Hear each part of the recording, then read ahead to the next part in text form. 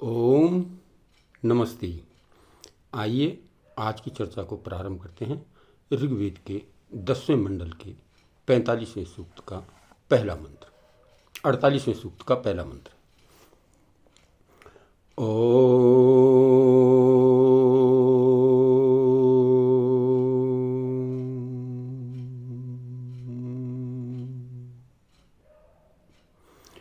अहं भुवं वसुनं पूर्व्यस्पतिरहं धनानि संजयामि शश्वतः मा हवन्ते पितरं न जन्तवोऽहं दासुसेवी भजामि भोजनम्। अहम मैं वसुनः धन का पूर्व्यः पति मुख्य स्वामी भुवम होता हूँ अहम शश्वतः धनानि मैं सनातन धनों को समजयामि उत्तम रीति से प्राप्त करता हूँ। जन्तवः सब मनुष्य पितरम न पिता की नाई माँ हवन्ते मुझे धन आदि प्राप्ति के लिए पुकारते हैं। अहम दास से मैं दानशील के लिए भोजनम विभजामि अनेक प्रकार के धन और भोजन आदि सुंदर सुंदर पदार्थ देता हूँ। तो बहुत ही सुंदर तरीके से इसमें बताया गया है। परमात्मा निर्देशित कर रहे हैं, उपदेश कर रहे हैं। अहम मैं वसुना धन का पूर्वम पतिम मुख्य स्वामी हूँ। तो कहा परम दयालु परमात्मा मनुष्यों को वेद द्वारा उपदेश दे रहे हैं। क्या दे रहे हैं?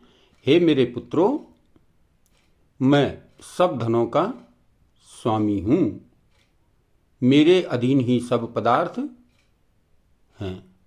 मैं संपूर्ण धनों का स्वामी हूँ, समस्त धन भंडार मेरे पास भरा पड़ा है, सब कुछ जो है मेरे अधीन है।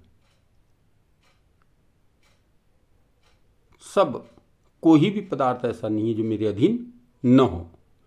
जैसे बालक अपने पिता से मांगते हैं, जैसे बच्चा छोटा बच्चा अपने पिता से मांगता है, वैसे ही सब मनुष्य मुझसे मांगते हैं। ठीक इसी प्रकार से कहते हैं सारे के सारे मनुष्य मुझसे मांगते हैं। सबका दाता मैं ही हूँ, सबका देने वाला मैं ही हूँ।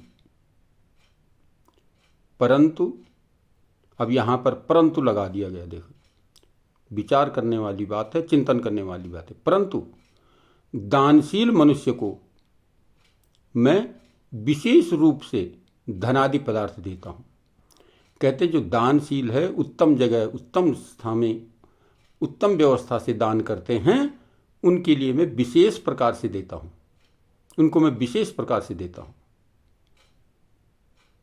धन आदि पदार्थ उनको विशेष रूप से प्रदान करता हूँ। क्यों करता हूँ? क्योंकि वह दाता,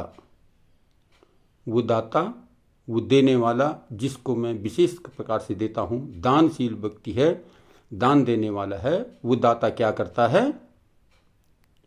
सदा उत्तम कर्मों में ही, यानी श्रेष्ठ कर्मों में, अच्छे कर्मों में, अच्छे कार्यों में धन को खर्च करता है।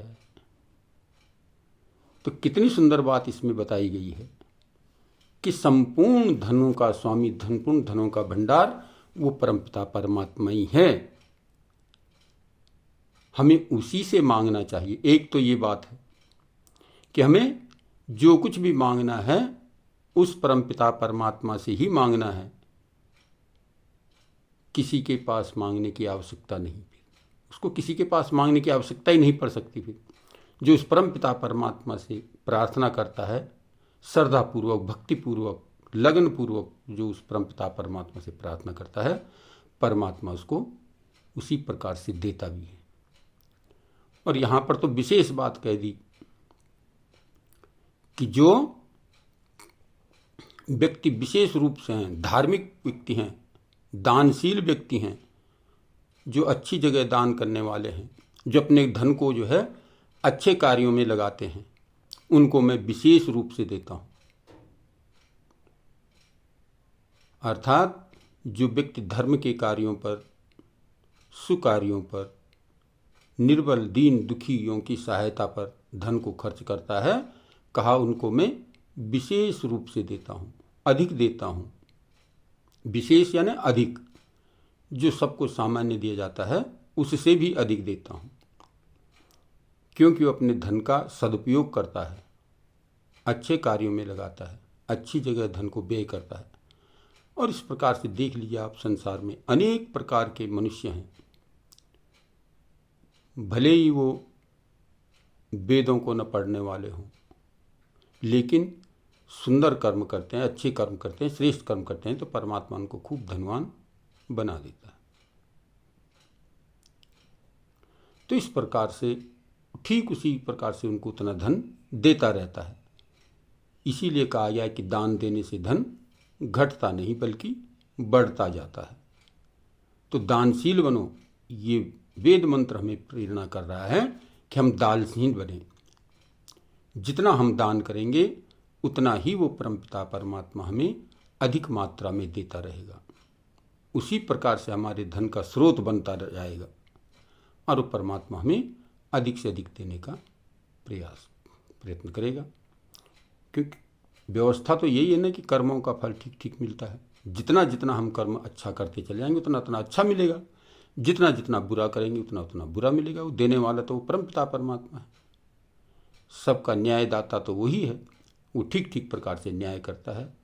तो आइए हम इस मंत्र के माध्यम से ये प्रेरणा लें कि हम एक तो उस परमपिता परमात्मा से ही प्रार्थना याचना अभिलाषा करें।